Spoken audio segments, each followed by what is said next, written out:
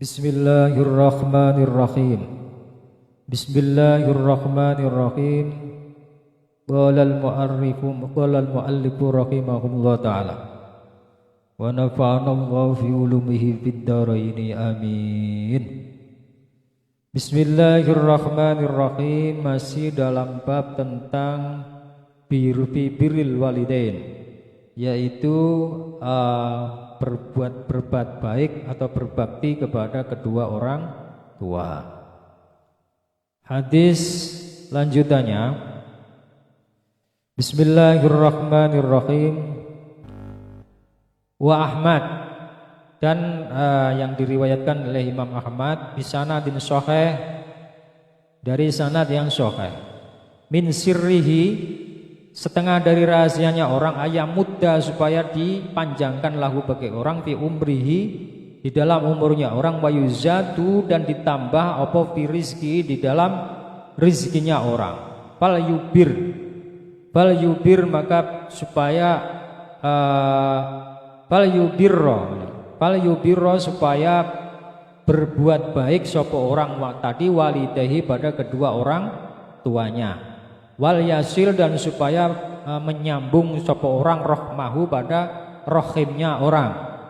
Jadi maksudnya setengah dari rahasianya orang, lek pengen umurnya itu didawakne dan ditambah rizkinya itu supaya berbuat baik atau berbakti pada kedua orang tua dan menyambung silaturahmi. Itu rahasianya itu. Loh apa iso? Dulu kan sudah saya bilang bahwa Allah itu innahu ala kulli syai'in qadir. Jadi kekuasaan Gusti Allah itu tidak terbatas. Allah mau itu tetap bisa. Kodok itu bisa dirubah oleh Allah itu sendiri. Dengan cara apa? Dengan cara yaitu tadi, dengan cara kita berdoa, dengan cara kita berbuat baik, berbakti pada orang tua, dan kita saling silaturahmi. Itu tadi bisa dirubah oleh Gusti Allah kalau Allah mau. Seperti itu. Wa Abu Ya'la, dan riwayat dari Abu Ya'la, wa ghairuhu, dan selain Abu Ya'la, wa sahahahu, dan mensahihkan pada hadis sapa Hakim, Imam Hakim, man, barang siapa, barro, yang berbuat baik sapa orang, walidaihi, pada kedua orang tuanya, tuba, maka berbahagialah lahu bagi orang, zada, menambahi sapa Allah Gusti Allah, fi umrihi, di dalam umurnya orang. Wis to sampean iku lek berbakti pada orang tua, umur iku ditambah. Umure ditambah dengan sendirinya. Tapi lek durhaka ya diwalik iku. Lek durhaka sama orang tua ya iku alamat ae. Umure dipendek. Karena dia berani sama kedua orang tua. Karena begini loh Pak. Owais Al-Qarni, ya, ini jane menemui Kanjeng Nabi. Artinya hidup pada zaman sahabat. Tapi itu Owais Al-Qarni itu adalah orang Yaman. Orang Yaman. Tonggo-tonggone kabeh wis sowan ning Kanjeng Nabi. Cuma siji tok, Owais Al-Qarni.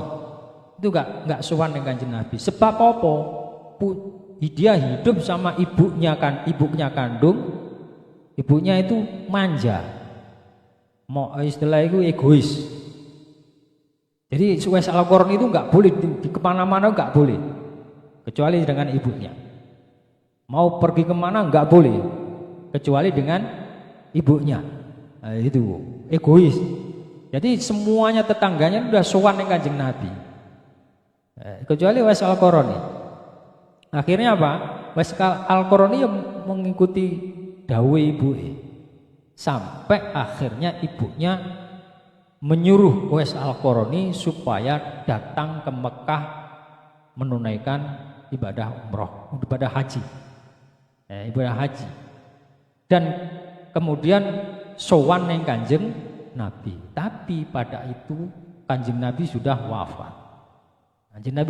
Tapi kenyataannya Nabi pesan pada Umar, besok kamu, Umar bin Khattab, kalau ketemu yang namanya Uwais Al-Qarni, saya titip salam. Kemudian kamu mintalah doa kepada Uwais Al-Qarni. Terus Umar bertanya, orang ini sangat istimewa sekali. Terus tanda-tandanya apa ya Rasul kalau saya mengetahui bahwa Uwais itu adalah Uwais Al-Qarni? Dia mempunyai tanda seperti penyakit apa? Koreng itu loh. Apa ngarani? Albaros. Jadi koreng numpuk di ini di apa? Di tangannya ini. Di tangan apa betisnya loh. Saya lupa itu. Itu dinamakan Uwais Al-Qarni. Tapi Umar bin Khattab itu orang penasaran. Saya setiap hari itu kumpul sama Kanjeng Nabi, ketemu sama Kanjeng Nabi. Enggak pernah kok Nabi titip salam, itu enggak pernah. Ini ada orang kok dititipi salam dengan Kanjeng Nabi. Itu berarti orang yang sangat istimewa. Penasaran itu Umar bin Khattab. Nah, pada akhirnya ada rombongan orang dari Yaman, ada juragan dari Yaman itu datang ke Madinah dengan membawa banyak domba. Terus dia tanya, mana namanya Uwais Al-Qarni? Oh, ada di sana. Dia cuma Uwais Al-Qarni itu pegawai saja, maksudnya bekerja pada juragan itu tadi. Kemudian Umar bin Khattab menemui Uwais Al-Qarni. Sesungguhnya Rasulullah itu menitipkan salam padamu. Akhirnya dijawab salam. Kemudian saya disuruh minta doa kepada kamu. Uwais Al-Qarni itu nggak mau. Mana ada seorang presiden kaum muslimin kok ingin didoakan seperti apa jenis orang miskin seperti saya. Tapi yang meminta adalah Rasulullah, meminta saya untuk minta doa kepada kamu. Kemudian Umar itu tanya, amalan apa yang menyebabkan kamu itu dititipi salam sama Rasulullah? Saya aja yang nggak pernah titipi salam, setiap hari ketemu. Terus Uwais Al-Qarni, saya hanya merawat ibu saya. Uwais Al-Qarni itu menggendong ibu mulai Mekah sampai Madinah. Mulai Mekah sampai Madinah. Dari Yaman juga, dari Yaman. Kok ora duwe Uwais Al-Qarni. Kerjanya itu gajinya dibuat ngingoni apa? Sebagian itu dibuat ngingoni anak yatim, sebagian dimakan sendiri. Itu kerjanya Uwais Al-Qarni. Kerja melok uang, memang orang miskin. Nah, tapi Allah, menurut kiai saya yang ada di Banyuwangi, Allah mengangkat Uwais Al-Qarni ini sebenarnya wali Allah, sultan aulia, sejajar dengan Syekh Abdul Qadir Al-Jailani. Cuma Uwais Al-Qarni nggak ada manakibnya. Lelek Syekh Abdul Qadir ada manakibnya sehingga terkenal Syekh Abdul Qadir. Syekh Abdul Qadir wali besar terkenal di zamannya. Makanya nek tawasul itu kebiasaan kiai saya yang di Jawa itu menggunakan dua ini. Ketika sebelum ngaji tawasul, setelah Kanjeng Nabi tawasulnya Uwais Al-Qarni sama Syekh Abdul Qadir Al-Jailani, karena sejajar nih, sultan aulia.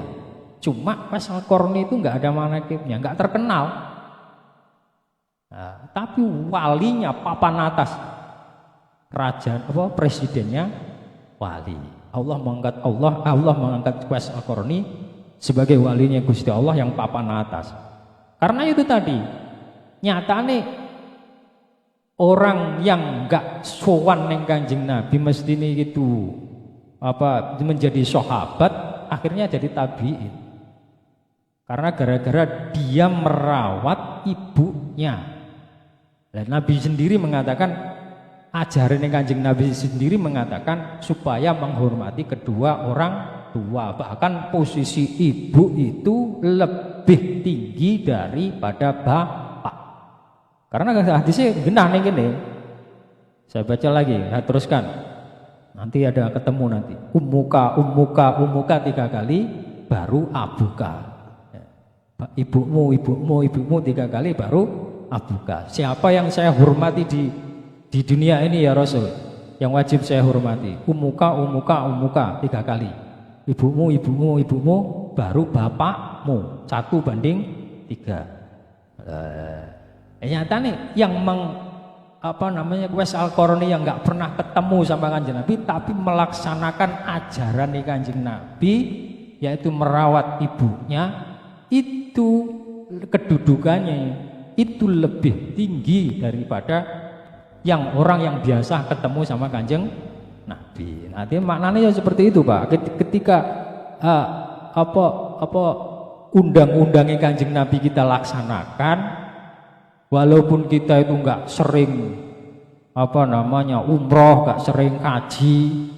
Kaji saya udah 40 kali Pak. Waduh, berarti orang paling dekat dengan Gusti Allah. Gusti Allah manggon ning Mekah, tapi Gusti Allah itu tidak bertempat.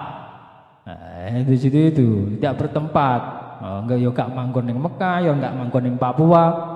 Ya, siapapun di bumi ini mau mendekatkan diri kepada Allah ya Pak, insya Allah Allah akan mendekat. Nah, gitu. Maknanya mungkin juga akan diangkat waline Gusti Allah, karena pengangkatan wali sampai dina kiamat peluang itu ada. Nabi ditutup. SK pengangkatan Nabi itu sudah tidak ada. Wong kok ngaku Nabi jelas itu Nabi palsu. Kemarin itu banyak itu ngaku Nabi. Nabi tukimin. Lah namanya punya selawat piye lha enggak enak banget Allahumma sholli ala tukimin. Wis ora enak banget itu. Jelas Nabi apa? Palsu. Pinter kaya apa tapi tidak bisa menjadi nabi. Nek pengangkatan jadi wali Gusti Allah itu sampai dina kiamat ada peluang. Tapi ya sulit ora gampang. Pindah dadi wali langsung. Kecuali wali murid punya anak. Dadi wali apa? Wali murid ya. Bismillahirrahmanirrahim. Langsung dilanjutkan ya. Bismillahirrahmanirrahim. Jadi ketika kita yang hormat berbuat baik saja kepada orang tua, nek bisa setiap hari kita kirim Fatihah kepada orang tua walaupun masih hidup ataupun sudah mati, itu tanda berbakti. Terus kemudian kita berdoa, Allahumma firli dunubi wali walidayya warhamhuma kama rabbayani shaghira. Nah, itu keterangannya ketika dia masa hidupnya itu durhaka, kemudian ketika mati kok dia terus mengucapkan doa-doa seperti itu, maka yuktabu barum, maka dia dicatat orang yang berbakti. Loh itu Pak, orang kok durhaka terus? Enggak, salah itu. Yuktabu barum, dia dicatat orang yang berbakti. Nah nanti kalau matinya dia juga statusnya berbakti kepada kedua orang tua. Nah, di situ itu kok gak durhaka terus? Enggak. Ketika hidup sama orang tua misalnya durhaka sampai orang tua mati, kemudian orang ini anaknya ini kemudian berdoa terus mendoakan kedua orang tuanya, itu dicatat oleh Allah wa yuktabu barun, dicatat orang itu berbakti kepada orang tua. Lamun anak ini mati maka catatannya dia statusnya adalah status berbakti kepada orang tua. Kok gak dicatat durhaka terus? Enggak. Nah, jadi salah. Seperti itu. Bismillahirrahmanirrahim. Tapi posisi orang tua itu kita nggak boleh meninggikan kita. Karena perintahnya waqfid janahad dulli minar rahmati wa kullahuma qaulan karima.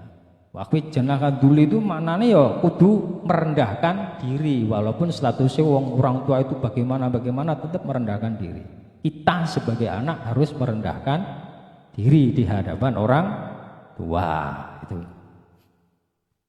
Bapak itu ngomongi angel ora karuan misalnya. Ya tapi yo diam, lebih baik diam. Kalau kita menyampaikan argumen itu ya sampaikan argumen. Sebab engkel-engkelan Nabi Ibrahim sama bapaknya sampai teliti itu. Pak, ini sudah tahu patung Dah tahu patung terbuat dari batu, yo gak manfaati, yo gak pernah memberi rezeki, yo gak pernah madoroti. Lo sampean sembah tuh. Coba kita berpikirnya bagaimana? Nah, bapaknya akhirnya mangkel, posisi jadi bapak. Domongi sebagai anak, diem, Nabi Ibrahim diem. Tapi posisi yang masuk akal kita argumenkan saja. Tapi ketika sudah bapaknya menggunakan sebagai bapaknya, kita sebagai anak diem. Seperti itu. Jangan malah diomongi wong tua wangkal, semacam itu sampai malah meninggikan. Bismillahirrahmanirrahim. Wa anna rajulan, diriwayatkan oleh Hakim wa sahahahu anna rajula la yahruma ar-rizqa bidambin yusibuhu wa la yuzadul qadru illa du'a. Nah ini wala yazidu fil umri illal birra. Sungguhnya laki-laki itu terhalang rezekinya dengan dosanya, dosa yang menimpanya. Walau kakean dosa itu rezekinya kok seret, mereka terhalang itu dosa-dosa yang kita lakukan terlalu banyak. Wala yuzadul qadru illa du'a, dan tidak ditambah Allah tidak menambahi kemampuan kecuali dengan doa. Wala yuzadul qadru, tidak menambahi opol qadr itu qadar itu loh, apa namanya, kepastian, illa doa, kecuali doa. Jadi Allah mastekne misalnya awake dhewe dipastikan di zaman azali dulu apa namanya rezekine itu 60 kilo, tapi kita berdoa terus, ya Allah berilah rezeki yang luas misalnya. Terus berdoa. Ini bisa merubah ya ketentuan Allah yang tadi yang ditulis itu tadi. Jadi dengan cara apa? Dengan cara doa itu tadi. Wala yazidu fil umri illal bir. Dan Allah tidak menambahi umur kecuali dengan berbuat baik kepada orang tua. Wa fi riwayatin al-Tirmidzi wa qala Hasan gharib la yaruddu apal qadau illa du'a wa la yazidu fil umri illal birri wal hakim sahu afwan yasaun nas fa'un sa'ikum wa barru aba'ukum tabarrakum abna'ukum. Ini sing tak omongin ini hadis yang dari Al-Hakim bi isnadin hasan, barru aba'ukum tabarrakum abna'ukum wa afan tu'fan nisa'ukum. Berbuat baiklah pada bapak-bapakmu atau orang tuamu, tabarrakum abna'ukum, maka kamu akan diperbuat baik, kamu akan dibakteni karo anak-anakmu. Kalau kamu berbakti pada kedua orang tua, nih pasti. Nah, di sini tabarrakum abna'ukum, maka pasti anak-anak kita itu akan berbakti pada kita. Tabarrakum, maka berbakti pada kalian sapa abna'ukum, anak-anak kalian. Wa tu'fa terusane tu'fa nisa'ukum, maka diampuni istri-istri kalian. Ini rumus ini, hadis ini. Melalui hadis ini. Jadi sebatas kita sampai mana berbakti kepada orang tua. Kalau misalkan kita berbakti itu lebih, maka anak-anak kita pun akan mengarah seperti itu. Tapi kalau anak kita itu susah dikasih tahu, maka koreksi pada kita itu berbakti enggak kepada kedua orang tua. Itu di situ itu.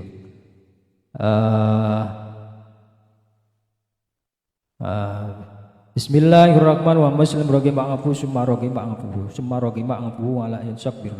Jadi intinya seperti itu, bahwa walhasil kita sebagai anak itu terus berbuat baik pada orang tua. Mesti berbakti itu maksudnya berbuat baik saja kedua orang tua. Mas berbuat baik itu apa? Sifatnya luas.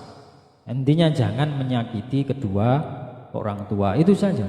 Itu akan nambahi umur kita. Tapi kalau misalkan kita menyakiti, tapi kalau misalnya orang tua itu berbuat yang diharamkan, ya kita kasih tahu. Kita bukannya membencinya, tapi dikasih tahu terus. Tapi nggak tahu berarti kita nggak usah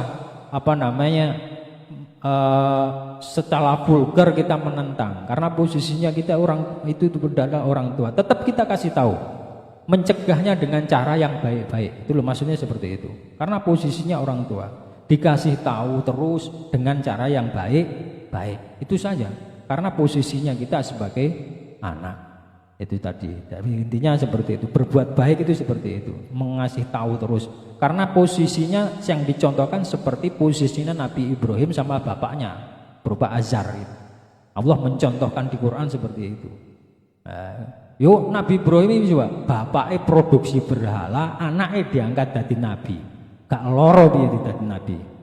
Wong disuruh memproklamirkan tauhid kepada Allah Subhanahu wa taala, bapake produksi berhala.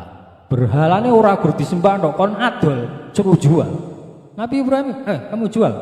Ya berangkat Nabi Ibrahim. Karena yang nyuruh bapaknya, tapi yang jualnya dengan cara Nabi Ibrahim. Siapa yang beli berhala ini maka akan mati besok pagi. Siapa yang harap tuku? Tapi kan budal berangkat gitu loh. Jelas-jelas ini salah, tapi tetap berangkat. Ini maksudnya seperti itu. Cara-cara yang di di Quran yang ditonjolkan, yang dicontohkan di Quran itu supaya kita meniru. Maksudnya sebagai anak posisinya ya diam, tapi argumen ketika kebenaran ya kasih tahu. Itu loh maksudnya. Wallahu a'lam. Assalamualaikum warahmatullahi wabarakatuh.